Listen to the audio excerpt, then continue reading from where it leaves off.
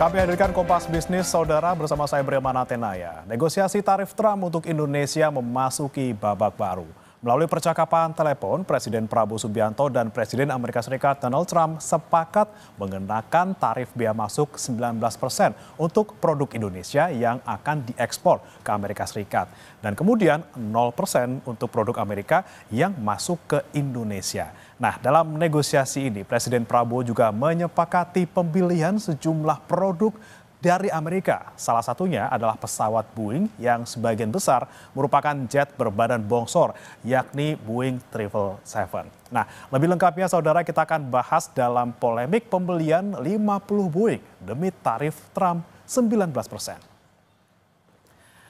Nah, saudara, ini adalah data yang kami dapatkan ini dari kompas.id terkait dengan kesepakatan pembelian pesawat Boeing 777 dari Amerika Serikat. Jadi pertama, saudara, Indonesia akan membeli 50 pesawat Boeing 777 dari Amerika Serikat dengan nilai kontrak sebesar 3,2 miliar dolar Amerika Serikat hingga 2025. Angka ini kalau kita rupiahkan setara dengan 52,16 triliun rupiah. Ini catatannya dengan kurs 16.301 per dolar Amerika Serikat.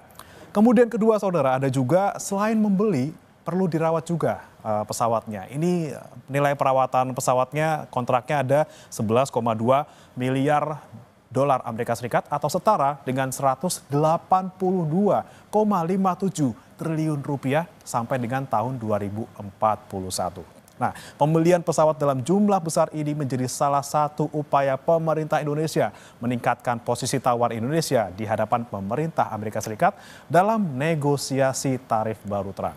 Nah, soal pembelian pesawat Boeing, saudara, Presiden Prabowo bilang Indonesia membutuhkan pembelian pesawat baru untuk membesarkan maskapai nasional, yakni Garuda Indonesia. Dan kemudian Boeing dipilih karena dianggap punya kualitas yang cukup bagus. Lebih lengkapnya, saudara, ini kata dari Presiden Prabowo Subianto. Ya, memang kita kan perlu untuk membesarkan Garuda, ya. Garuda adalah kebanggaan kita. Garuda adalah flag carrier nasional. Garuda lahir dalam perang kemerdekaan kita.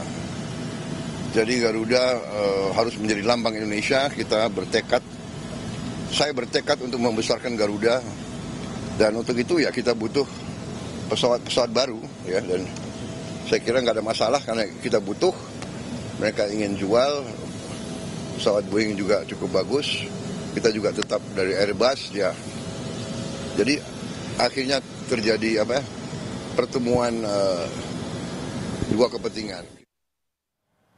Oke, itu kata Pak Prabowo yang bilang bahwa kita perlu membesarkan Garuda Indonesia. Kemudian bagaimana dengan kinerja keuangannya, saudara? Ini adalah laporan kinerja keuangan Garuda Indonesia pada triwulan pertama tahun 2025. Nah, Garuda Indonesia masih membukukan kerugian bersih yang diatribusikan kepada pemilik entitas induk sebesar 76,48 juta dolar Amerika Serikat atau setara 1,26 triliun rupiah. Kemudian pada periode yang sama di tahun sebelumnya, di tahun 2024, triwulan 1, Garuda Indonesia juga membukukan kerugian hingga 87,03 juta dolar Amerika Serikat atau setara dengan 1,44 triliun rupiah. Kalau dilihat dari data ini, saudara, kerugian berkurang sekitar 10 juta dolar Amerika Serikat. Kemudian apa yang dilakukan pemerintah untuk menyelamatkan Garuda Indonesia yang terus merugi? Kita ke data berikutnya. Ya, saudara, untuk menyelamatkan Garuda Indonesia, pemerintah melalui Badan Pengelola Investasi Danantara memberikan suntikan modal berupa pinjaman dana mencapai 405 juta dolar Amerika Serikat atau setara dengan 6,65 triliun rupiah dengan asumsinya kurs 16.603 rupiah per dolar Amerika Serikat. Dana ini merupakan dukungan awal dari total dukungan pembiayaan yang dirancang mencapai 1 miliar dolar Amerika Serikat atau setara dengan 16,60 triliun rupiah. Suntikan modal ini bukan yang pertama, saudara. Sebelumnya pada tahun 2022, Garuda Indonesia juga dapat suntikan dana segar dari negara berupa penyertaan modal negara atau PMN senilai 7,5 triliun rupiah. Dan juga dari pengusaha atau perusahaan pengelola aset atau PPA ini dalam bentuk fasilitas pembiayaan berbasis bagi hasil senilai 725 miliar rupiah. Penyelamatan yang dilakukan ini menjadi pertanyaan selanjutnya, saudara. Apakah pembelian Boeing dari Amerika Serikat yang tadi sebanyak 50 buah ini tepat untuk mengembangkan bisnis Garuda? Kita akan bahas bersama dengan ekonom usai jeda berikut. Kembali di Kompas Bisnis, saudara. Untuk mencapai kesepakatan tarif baru Trump, Indonesia akan membeli 50 pesawat Boeing untuk maskapai plat merah Garuda Indonesia. Apakah ini kemudian langkah yang tepat untuk mengembangkan bisnis Garuda? Sudah bergabung bersama kami ekonom Universitas Paramadina, Wijayanto Samirin. Selamat pagi, Prof. Selamat pagi, Mas Bremana. Baik, Prof, kita akan bahas dulu nih kesepakatan tarif baru Trump yang angkanya kalau ke Indonesia ini 19%. Nah, kalau Anda lihat apakah angka 19% ini tuh sebanding sih dengan kesepakatan yang harus kita tanggung nih, termasuk kita harus beli pesawat 50, kemudian dari Amerikanya kita memberlakukan 0 gitu ya untuk mereka. Anda kira-kira melihatnya seperti apa? Ya, dari 32 ke 19% atau turun 13% itu harus diakui itu sebagai satu kinerja bagus ya, satu achievement. Tapi kita juga harus lihat Vietnam yang sudah deal lebih dulu itu turun dari 46 ke 20%, jadi turun 26%. Dengan tawaran Indonesia yang sebenarnya lebih banyak dari tawaran Vietnam. Misalnya membeli pesawat, kemudian yang kedua pajak 0% untuk barang Amerika masuk ke Indonesia. Pasar Indonesia jauh lebih besar daripada pasar Vietnam. Sehingga terkait dengan angka 19% ini, saya rasa tim kita, pemerintah kita harus tetap negosiasi sampai 1 Agustus supaya bisa mendapatkan angka yang lebih rendah. Karena begini Mas Primana, negara lain seperti Malaysia, Filipina, India, Thailand itu belum mengeluarkan hasil negosiasinya. Yang saya khawatirkan adalah hasil negosiasi mereka lebih rendah daripada kita. Sehingga posisi produk kita di Amerika juga tidak sebagus mereka. Jadi walaupun sudah dapat 19% harus tetap nego untuk dapat lebih rendah lagi dan ini sangat mungkin. Angkanya kira-kira berapa, Prof? Kalau kita boleh berandai-andai di bawah 19% ini berapa? Saya merasa 15% itu angka yang sudah sangat bagus. Jadi kalau bisa mendekati itu luar biasa sekali. Oke, paling tidak di 15%. Tapi kemudian kita bicarakan lagi soal pembelian 50 pesawat Boeing 777 nih, Prof. Kalau misalnya kita melihat apakah sesuai nih kebutuhannya dengan Garuda saat ini, apakah ini kalau kata orang kan ini kayaknya nggak tepat karena pesawat 777 ini lebih ke antar benua, kemudian yang jaraknya sangat jauh gitu. Anda melihatnya seperti apa?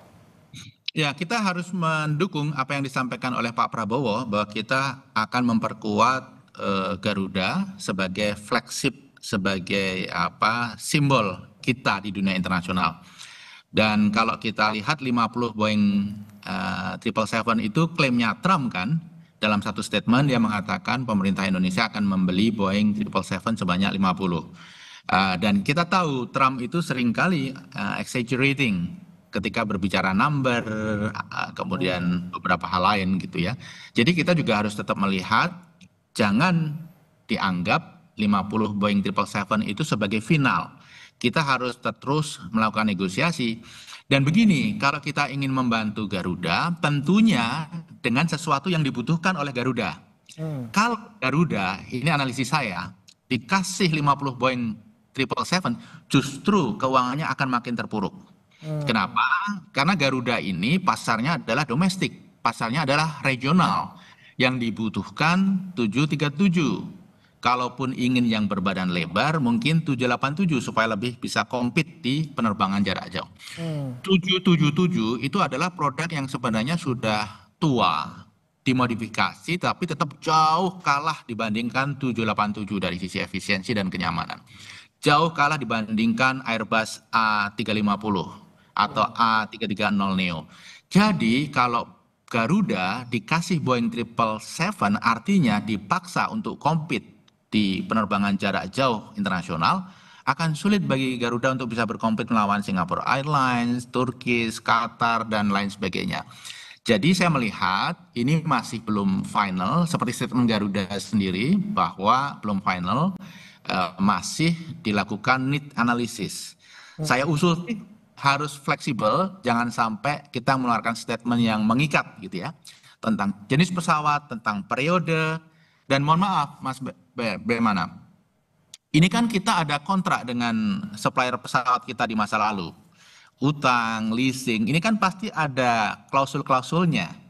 Biasanya kalau kita melakukan deal dengan pihak lain, membeli pesawat yang sejenis, ada punishment, ada penalti, atau harus melunasi. Jadi itu juga harus kita lihat. Jangan sampai kita melakukan aksi, kemudian kita di-sue oleh pihak lain di kemudian hari. Jadi ini belum final, Mas. Setuju dengan apa yang disampaikan Pak Prabowo, tapi detailnya harus kita kawal dengan baik. Oke, detailnya mungkin kalau kita lihat masuk akalnya campuran gitu ya Prof ya. Mungkin ada yang 777, ada yang 737, ada yang 787. Seperti apa menurut Anda Prof? Kita harus diversifikasi yang kita beli atau sebenarnya nggak usah beli sama sekali deh, atau misalnya kita beli merek lain deh, kira-kira gimana Prof? Saya rasa kalau membeli pesawat memang harus membeli. Karena Garuda sendiri sebelum negosiasi Trump dan pemerintah ini juga sudah punya rencana untuk membeli pesawat. Hanya memang jenis pesawat seperti apa yang akhirnya akan dibeli itu harus disesuaikan dengan kebutuhan Garuda. Jadi dalam situasi seperti ini Garuda kita kasih kesempatan untuk menyampaikan juga pandangannya. Jadi apa yang kita berikan itu harus sesuai dengan ukuran badan Garuda. Ibarat ngasih baju itu yang pas dengan badannya sehingga enak dipakai. Oke, kemudian Prof, ketika kita bicara kemampuan finansial dari Garuda sendiri, sebenarnya mampu nggak sih untuk membeli 50 pesawat Boeing, dan kalaupun misalnya mampu gitu ya, ketika mereka sudah beli 50 pesawat Boeing 777 misalnya, apakah kemudian berikutnya akan mereka terbebani misalnya dengan operasional yang tinggi, kemudian permintaan dan penawaran yang mungkin nggak ketemu gitu ya, yang butuhnya apa, yang kita punya apa, seperti apa Anda melihatnya Prof? Kalau dipaksakan Garuda mengelola 50 Boeing 777, kondisi keuangannya akan makin buruk dan bahkan bisa berujung pada kebangkrutan.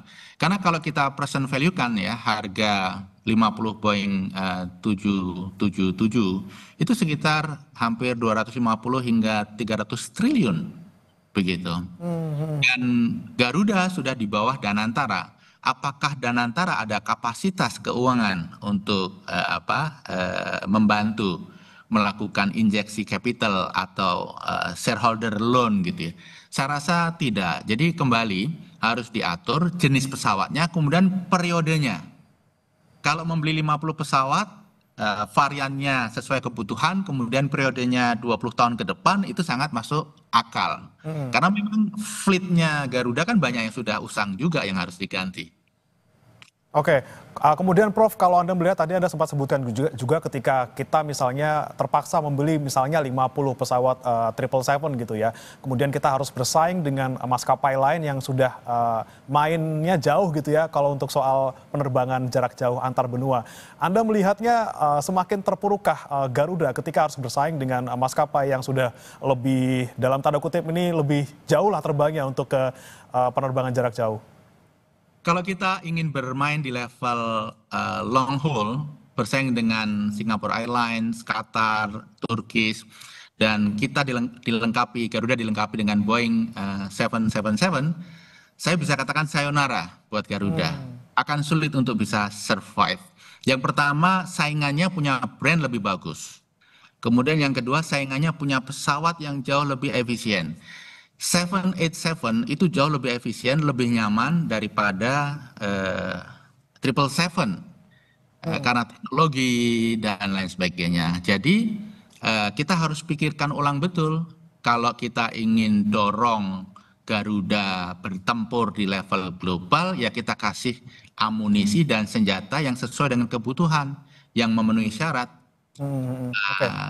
Jadi saya ingin sampaikan lagi, kalau dipaksakan Garuda mengelola Boeing 777 50 dalam waktu dekat, ini akan mendorong Garuda pada kebangkrutan. Sulit sekali menyelamatkan Garuda. Oke Prof, ini kan sekali lagi kita lihat kinerja dari PT Garuda Indonesia secara keuangan ini masih rugi bersih. Kemudian ada wacana 50 pesawat Boeing 777 yang akan dibeli gitu ya, yang terpaksa mungkin kalau misalnya Garuda bilang 2/3 untuk domestik, kemudian yang 1/3 ini untuk internasional.